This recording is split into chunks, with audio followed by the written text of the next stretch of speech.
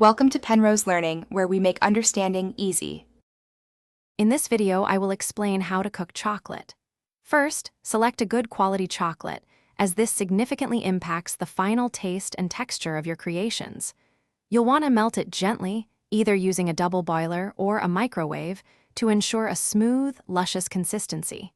Direct heat can easily burn or seize the chocolate, making it grainy and unusable. Patience is key for perfect results.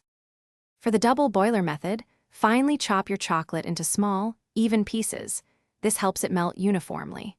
Place the chocolate in a heat-proof bowl set over a pot of gently simmering water, ensuring the bottom of the bowl does not touch the water. The steam will provide indirect heat.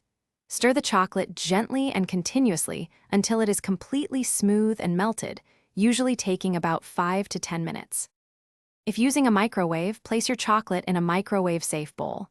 Heat it in short bursts, typically 30-second intervals, stirring thoroughly after each one. This distributes the heat evenly and prevents scorching. Continue this process until the chocolate is mostly melted, then stir until completely smooth. Even if a few small lumps remain, the residual heat will melt them. Do not overheat, as this can burn the chocolate. Beyond simple melting, tempering chocolate is crucial for a professional finish. This process gives your chocolate a beautiful, glossy sheen and prevents unsightly white streaks, known as blooming. It involves carefully heating, cooling, and then slightly reheating the chocolate to precise temperatures, often requiring a reliable thermometer.